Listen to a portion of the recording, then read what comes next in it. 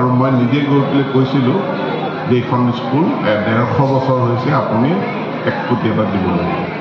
তেওঁ মোলৈ চাওঁতে মই লগে লগে কৈছিলোঁ শ্ৰদ্ধাৰ হোমেন বৰগোহাঁই এইখন স্কুলতে পঢ়িছিল, গতিকে তেখেতৰ স্মৃতিতে আপুনি দিব লাগে। আৰু ইয়াৰ পাছত তেখেতৰ কলমটো 1 ছেকেণ্ডো ৰখা নাছিল। তেখেতে লগে লগে সেই 1 কোটি টকাৰ অনুমোদন জনাইছিল। মই সকলোকে অনুৰোধ জনাইছোঁ মাননীয় মুখ্যমন্ত্ৰীক এটা জোৰকৈ হাত চাপৰি বজাই ধন্যবাদ জনাব।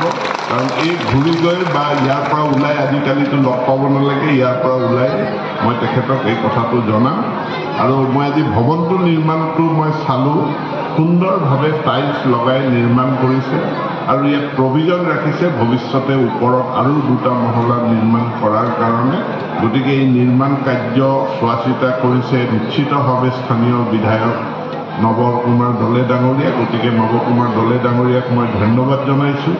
নিৰ্মাণ কাৰ্যত জড়িত সকলোকে মই ধন্যবাদ জনাইছোঁ যে পইচাটোৰ সৎ ব্যৱহাৰ কৰি আপোনালোকে সুন্দৰভাৱে বিল্ডিংটো নিৰ্মাণ কৰিছে।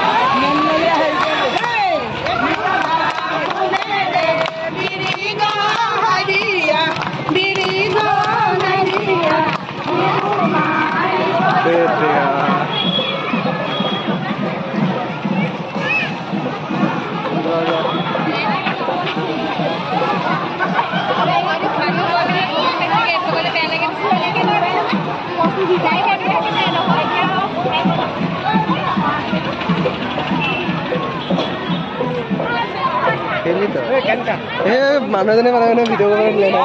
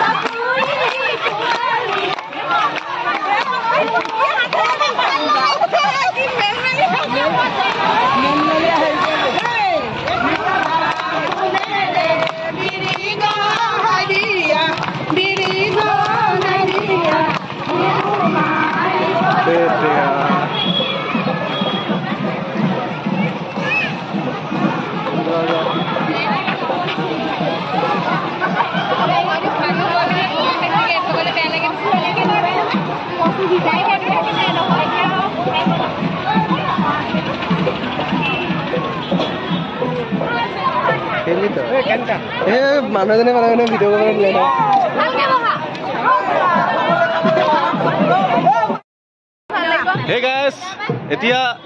Hey guys, এতিয়া মই ঢকুৱাখানা চৰকাৰী মজলীয়া বিদ্যালয়তে আছো ইয়াতে 150 বছৰীয়া জয়ন্তী মহোৎসৱ হৈ আছে আৰু এই বাইদেউসকলৰ লগত অলপ কথা পাতিলো বহুত বেছি ভাল লাগিলে আৰু এই বাইদেউৰো এটা ইউটিউব চেনেল আছে ন নামটো কি আছিল মিনু ব্লগ গতিকে বাইদেউ চেনেলতো আজি মই আহিলো সো মোৰ পৰা যদি মোৰ ভিডিঅ' চাই ভাল পোৱা যদি আজি কোনোবা আহিছে এই বাইদেউ চেনেলটো তেন্তে চেনেলটো সকলোৱে সাবস্ক্ৰাইব কৰি দিব ঠিক আছে আৰু ভিডিঅ'টোত এটা লাইক কৰি শ্বেয়াৰ কৰি দিব নতুনকৈ খুলিছে বোলে গতিকে অলপ মৰম দিব আশীৰ্বাদ দিব যাতে আগুৱাই যাবলৈ সাহস পায় হয়নে ঠিক আছে লগ পাই ভাল লাগিলে আপোনাক